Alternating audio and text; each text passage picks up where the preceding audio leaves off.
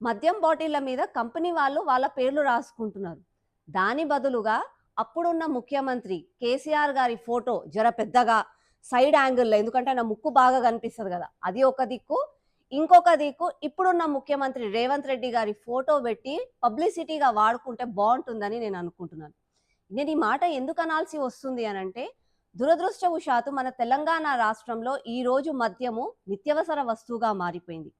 BRS ప్రభుత్వం రాకముందు ఎప్పుడో ఒకసారి ఇంట్లో దావత్ అయినప్పుడో, ఇంటికి చుట్టాలొచ్చినప్పుడో, అరే ఊరవతల ఉన్న బ్రాండీ షాప్‌కి పోయి ఒక బ్రాండీ తీసుకురండి, బ్రాండీ తీసుకొనొచ్చి ఇంత కౌసొండి ఇంటికొచ్చిన వాళ్ళకి మర్యాదలు చేసేవాళ్ళు.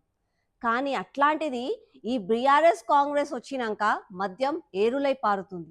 ఇప్పుడు ఎట్లయిపోయింది అంటే ఏడ పడితే ఆడ మద్యం దుకాణాలు, ఎప్పుడు పడితే అప్పుడు ఈజీ టు అవైలబుల్ అన్నట్టుగా అయిపోయింది. దీనివల్ల కుటుంబంలో ఉన్న మగవాళ్ళి ఆరోగ్యం ఖరాబైపోతుంది. మీరందరూ గూడా ఒకసారి గ్రహించండి.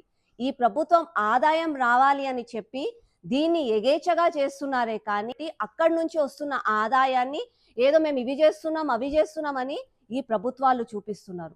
దయచేసి తెలంగాణ ప్రజలారా ఇప్పటికైనా ఆలోచించండి. ఈ ప్రభుత్వాలు వాళ్ళ ఆదాయాల కోసం వాళ్ళ పబ్బం గడుపుకోవడానికి ఒక జోబులో నుంచి డబ్బులు తీసుకొని ఇంకొక జోబులో పెడుతున్నారు.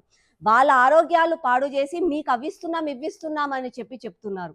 గ్రహించండి. వీళ్ళని ఇలాగే గెలిపించుకుంటూ పోతే ఎలా అయిపోతదంటే, రేపు ఇంకా ఫ్యూచర్‌లో ఇగ మద్యానికి ఇగ ఫుల్ పబ్లిసిటీ చేసేసి ఎక్కడ పడితే అక్కడ గల్లీకొక మద్యం దుకాణంకి పర్మిషన్‌లిస్తారు. ఇంకా ఎంత ఘోరం అయిపోతది అనంటే, అరే మీరు మద్యం సేకరించండి మాకు ఆదాయం వస్తుందని చెప్పి స్విగ్గీ, జొమాటోలో గూడా పంపించే రోజులొస్తాయి.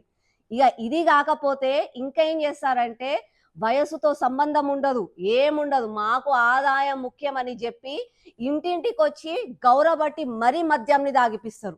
ఇట్లాంటి రోజులు గూడా ఈ బీఆర్ఎస్, కాంగ్రెస్ తీసుకొని వస్తది. తెలంగాణ ప్రజలారా దయచేసి మన సమాజాన్ని, మన కుటుంబాన్ని, మన తెలంగాణని మనం రక్షించుకుందాం. మద్యం సేకరించడం తప్పు అని నేను అనట్లేదు. కానీ ఇట్ షుడ్ బి ఒకేషనల్. ఏదో అడపాదడపా ఉంటే బావుంటది కానీ, ఎక్కడ పడితే అక్కడ ఈ మద్యాన్ని ఈజీ టు అవైలబుల్ చేసేసి అందరూ పొద్దంతా తాగుకుంటూ ఉంటే రాష్ట్రం ముందుకెలా పోతది? సమాజం ఎలా బాగుపడుతది? దయచేసి అందరూ ఆలోచించండి.